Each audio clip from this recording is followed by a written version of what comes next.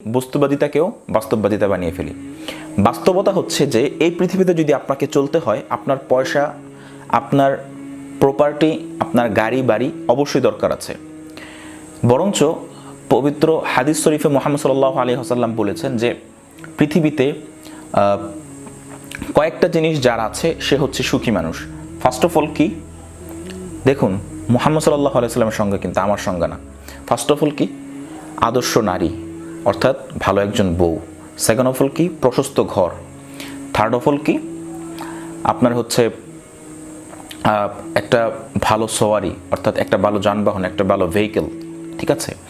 তো এই যে দেখুন বাস্তবতায় আসুন। এবার বস্তুবাদিতা কি বলে যে তুমি গাড়ি নারী যেভাবে পাও সেভাবেই ভোগ করো, কিন্তু বাস্তবতা কি বলে? না, যেভাবে সেভাবে পেলে ভোগ করলেই হবে না, কারণ এটার একটা পরিণতি আছে। আমাকে চিন্তা করে ভোগ করতে হবে। আমি একটা নারীকে ভোগ করলাম, তাকে যদি আমি এভাবে ভোগ করি তাহলে কিন্তু এটার পরিণতি হচ্ছে আমার জেল জুলুম হতে পারে, আর আখিরাতের শাস্তি তো আছেই। কিন্তু বাস্তবতা কি বলে? তুমি তাকে বিয়ে করো, বিয়ে করে ভোগ করো, ঘর সংসার করো, অ্যাজ আ ওয়াইফ তার সাথে জীবনযাপন করো, অ্যাজ আ হাজব্যান্ড তার সাথে জীবনযাপন করো। বরঞ্চ সমাজ আপনাকে স্বীকৃতি দিবে, ধর্ম আপনাকে স্বীকৃতি দিবে, আপনার আত্মীয় স্বজনও খুশি, আপনিও খুশি, সবাই খুশি। এবার আসুন আপনার হচ্ছে প্রপার্টির কথা। বাড়ি গাড়ি আপনার অবশ্যই লাগবে, আর না আপনি থাকবেন কোথায়? কিন্তু বস্তুবাদিতা বলে যে তুমি বাড়ি গাড়ি যেভাবে করো, একজনের জায়গা পাইছো, বাস সেখানে উইদাউট হিজ পারমিশন, তার থেকে না কিনে যেভাবে তোমার ক্ষমতা আছে তুমি জাস্ট খালি করে যাও। ঠিক আছে? সাম্রাজ্যবাদী যেই সভ্যতা বর্তমানে চলছে। ঠিক আছে?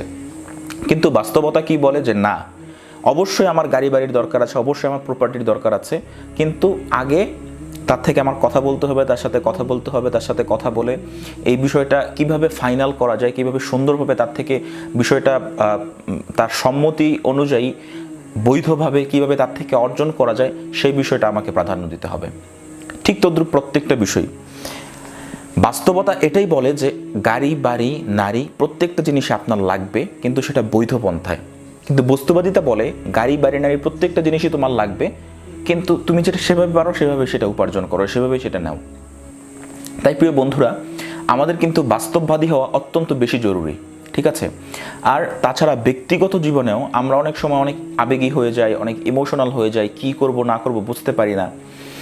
এখানে কিন্তু আমরা অনেক সময় অনেককে ব্লেম দেই, অনেক সময় অনেক শিক্ষককে ব্লেম দেই, অনেক সময় এডুকেশন সিস্টেমকে ব্লেম দেই, অনেক সময় আপনার হচ্ছে নিজের আত্মীয় স্বজনদের ব্লেম দেই।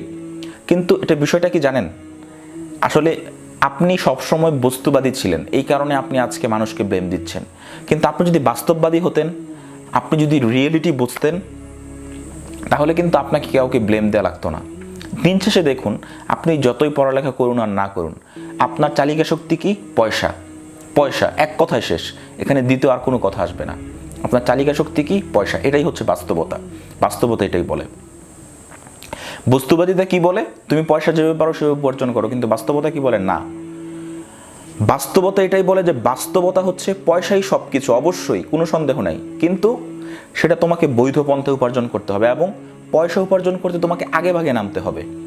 কখনোই পয়সা উপার্জনের ক্ষেত্রে লেট করা যাবে না, যেটা কিনা বর্তমানে বাংলাদেশে 85% অর্থাৎ 85% যুবকের ক্ষেত্রে হচ্ছে। 25-এর পরে গিয়ে ইনকাম করতে নামছে, তখন গিয়ে দেখছে যে সব হাহাকার। 25-এর পরে ইনকাম করতে নেমে দেখছে যে আমি তো কিছুই বুঝি না, অথচ আমার জীবন থেকে 25টা বছর চলে গেল, অথচ ইনকাম করতে না আমার দরকার ছিল কত। বাস্তবতা কি বলে?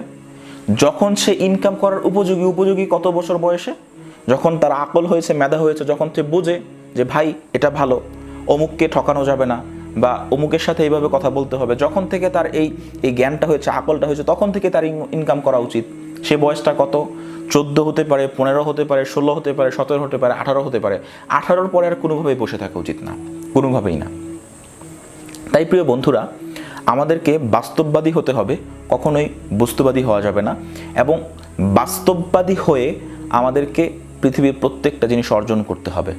এবং সর্বোপরি এটাও মনে রাখতে হবে যে মৃত্যু একদিন আছে, মৃত্যুর চেয়ে বড় বাস্তবতা আর কোনো কিছু নেই।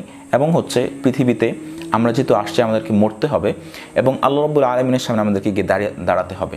তাই আমরা যে আমাদের গাড়ি বাড়ি আয় রোজগার এগুলো করব, এবং হচ্ছে আমাদের যে স্ত্রী যিনি আমার হবে, তাকে যে আমি ভোগ উপভোগ করব, তার কতটুকু মান মর্যাদা আমি দিচ্ছি, আমি যেই আয় উপার্জন করছি, আমার যে প্রপার্টি, সেগুলো আমি কতটুকু বৈধ পন্থায় উপার্জন করছি, সেই বিষয়টা কিন্তু অত্যন্ত বেশি গুরুত্বপূর্ণ। তাই প্রিয় বন্ধুরা, চলুন বাস্তববাদী হই, বস্তুবাদী না হয়ে বাস্তবতাকে অনুসরণ করতে শিখি। কে কি বললো না বললো সেদিকে কান না দেই। আপনার যে বাস্তবতা, আপনার পরিবেশ পরিস্থিতি আপনি ভালো বোঝেন, আমি বলে দিতে পারবো না। আপনি কুড়ে ঘরে থাকেন, আপনার পরিস্থিতি আপনি ভালো বোঝেন। আরেক ব্যক্তি 10তলা বিল্ডিংয়ে থাকে, তার পরিবেশ পরিস্থিতি সে ভালো বোঝে। তাই আপনার পরিবেশ পরিস্থিতির আলোকে আপনাকে সিদ্ধান্ত নিতে হবে, তার পরিবেশ পরিস্থিতির আলোকে তাকে সিদ্ধান্ত নিতে হবে। এখন আপনি যদি আবার তার জায়গায় নিজেকে নিয়ে, যে 10তলা বিল্ডিংয়ের মালিক 10তলা বিল্ডিংয়ের ছেলেওয়ালার সাথে গিয়ে নিজে মিলান, আবার যে কিনা 10তলা বিল্ডিংয়ের ছেলে সে যদি আপনার সাথে মিলায়, এটাও কিন্তু বাস্তবতার খেলাফ। তাই যার যার পরিবেশ পরিস্থিতি অনুযায়ী বাস্তবতার আলোকে কিন্তু আমাদেরকে সিদ্ধান্ত নিতে হবে।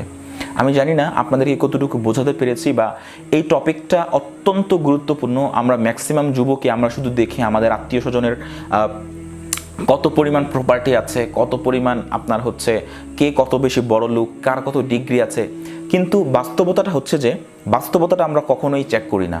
বাস্তবতাটা হচ্ছে তিনি কিভাবে করেছিলেন, কোন পন্থায় করেছিলেন, বৈধ পন্থায় করেছিলেন না অবৈধ পন্থায় করেছিলেন, first of all. Second of all হচ্ছে তিনি কতটুকু পরিশ্রম করেছিলেন, যেটা কিনা অত্যন্ত ইম্পর্টেন্ট। ইসলামের মূল বিষয় পরিশ্রম, মেধা এবং পরিশ্রমের সমন্বয়। আপনার কাছে কত বড় দাওরার ডিগ্রি আছে, আপনার কাছে কত বড় ইফতার ডিগ্রি আছে, আপনার কাছে কত বড় কামিলের ডিগ্রি আছে, আপনার কাছে কত বড় পিএইচডি ডিগ্রি আছে, আপনার কাছে কত বড় মেডিকেলের ডিগ্রি আছে, আপনার কাছে কত বড় বুয়েটের ডিগ্রি আছে, এটা কিন্তু এখন সেই জামানা নয় ভাই। এখন এই জামানা যে আপনি যত পরিশ্রম করবেন, যত মেধা খাটাবেন, বুদ্ধি খাটাবেন, আপনি তত আগে বাড়বেন, তত আপনি আগে যাবেন। এটাই হচ্ছে সেই জামানা। তাই আপনাকে বাস্তবতার আলোকে কাজ করতে হবে। শুধুমাত্র আমার ডিগ্রি নেই, এই নেই, সেই নেই, এগুলো ব্লেম দিতে থাকলে আপনার কিয়ামত চলে আসবে, অর্থাৎ আপনার মৃত্যু চলে আসবে, কিন্তু আপনার ব্লেম দেওয়া শেষ হবে না। আপনাকে কাজ করতে হবে, কাজে নেমে যেতে হবে বাস্তবতার আলোকে। ঠিক আছে? তো আপনাদের সকলের কাছে অসংখ্য দোয়া চাই, আমার জন্য দোয়া করবেন। আল্লাহ রাব্বুল আলামিন যেন আমাকে সুস্থতা দান করে, সুস্থ রাখে সবসময়, এবং হচ্ছে আপনাদের সাথে যেন আমার এই ক্ষুদ্র যে অভিজ্ঞতার ভাণ্ডার এবং ক্ষুদ্র যে জ্ঞান ভাণ্ডার, এবং আল্লাহ রাব্বুল আলামিন যেন আমাকে ইসলামিক জ্ঞান, দুনিয়াবি জ্ঞান সহ এই ধরনের জ্ঞানগুলো, যেগুলো মানুষের জন্য উপকারী জ্ঞান, ইলমুন মুফিদুন, অর্থাৎ যেই জ্ঞানগুলো মানুষের জন্য অত্যন্ত উপকারী, সেই জ্ঞানগুলো অর্জন করে আপনাদের কাছে বেরানোর তৌফিক দান করেন, এবং আমার নিজের বাস্তব জীবনে আমল করার তৌফিক দান করেন, সেটার জন্য দোয়া করবেন। এবং যতগুলো কথা বলেছি, এই কথাগুলোর মধ্যে যে ভুলগুলো আছে, সেগুলো যেন আল্লাহ রাব্বুল আলামিন আমাদের স্মৃতিপট থেকে মুছে দেন। ওয়া আখির দাওয়ানা আলহামদুলিল্লাহি রাব্বিল আলামিন। সুবহানাকাল্লাহুম্মা ওয়া বিহামদিকা নাশহাদু আল্লা ইলাহা ইল্লা আনতা নাস্তাগফিরুকা ওয়া নাতুবু ইলাইক। ওয়াসসালামু আলাইকুম ওয়া রাহমাতুল্লাহি ওয়া বারাকাতুহু।